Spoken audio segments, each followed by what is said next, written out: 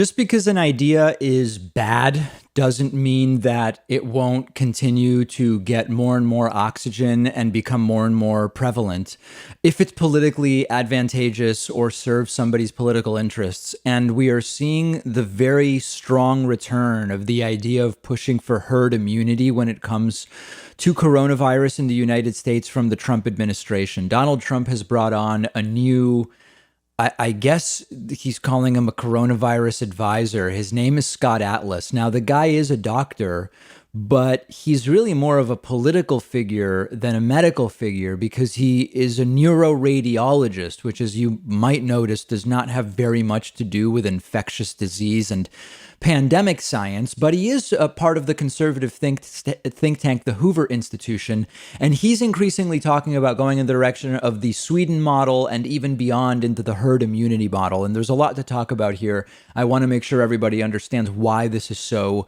pernicious and dangerous. So herd immunity is the idea that once enough of your population, of a population, is immune to a disease, you have a sort of group resistance to it. Enough people are immune that it is unlikely that the reproduction rate of the disease is going to become high enough to create a pandemic type situation because there just aren't going to be enough people left in the population susceptible to the disease. Now, typically, the way in the modern human era we achieve herd immunity is through vaccination. If you vaccinate a large swath of the population, that's how you generate herd immunity. You're not typically generating it through people just getting sick and recovering naturally. Now, depending on how contagious a disease is, the percentage of the population that needs to be immune varies. So, for example, we're putting up on the screen sort of a scale of diseases of different levels of contagion. If you look at measles, measles is so contagious. It has a reproduction rate between 12 and 18 that in order to get herd immunity, you need somewhere between 92 and 95% of the population to be immune, either through having recovered from the disease or vaccination, or usually it's a combination of the two. If you look sort of in the middle, you've got mumps. Mumps has a reproduction rate, an R naught of 4 to 7.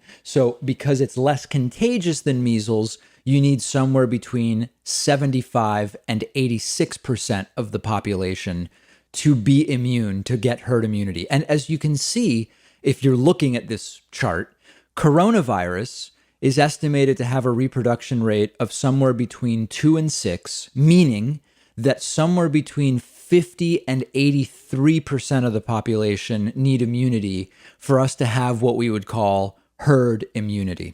So that brings us to this neuroradiologist, Scott Atlas, who Donald Trump has brought in, and he's cheering and saying it's so great to have Scott involved. What he wants is more of the Sweden model and more of a push for herd immunity as a way to get beyond coronavirus and the pandemic. The numbers, if you think about them, are really, really ugly. So I told you that for coronavirus to reach herd immunity, we need between 50 and 83% of the population to be immune. Let's just pick a number that's right in the middle there. Okay, we'll call it 67% for just to pick a number. Let's assume for a second, remember, we have to assume that recovering from the virus gives you immunity for a significant period of time. We're still trying to figure that out. And number two, let's even assume officially we've had 6.1 million cases in the United States. Let's imagine we've really had twice as many, okay? Let's imagine we've only found officially half of the cases. So even though the official number is 6, let's imagine we've had 12 million cases in the United States. With 331 million people in this country, if we've had 12 million cases, that means right now, 3.6% of the population is immune, presumably. If nobody gets the vaccine, in order to get to herd immunity, which means 67% of the population, that would be 222 million cases, right? 2/3 of 331 million is 222. If you understand that we have about a 1% death rate, that means that to get to herd immunity, the US would suffer 2.2 million deaths. So far, only 187,000 have died, an unconscionable number, but less than 10% of what we would expect if we were to go to herd immunity without a vaccine. So that would mean that if we do what Scott Atlas wants and the other herd immunity advocates, we still have 2 million deaths to come. Now, what might change that number? If we get really good at treating the virus and we can reduce the death rate, for example, from 1% to 0.5%, then we would have 1 million more people die on the way to herd immunity. Now, the problem is that there's another side to that, which is if we have this many cases over a relatively short period of time, because we just open it back up and let it rip, the hospitals will become overloaded. And what we do know is that the death rate goes up when hospitals get very, very full. So this is sort of, again, going back to this, we've really tried nothing yet and we're out of ideas. We've not really had a coordinated national lockdown. We never really did a 6-week serious shutdown. And now we're heading into flu season and what many infectious disease doctors expect to be. At this point, calling it a second wave doesn't even make sense because we've never really gotten down below 30,000 cases a day for months and months. But this is the approach that they now have. Now, on the other side, remember, nobody's calling for a forever shutdown or forever closures or anything. What we're talking about right now in a modestly optimistic scenario is another few months.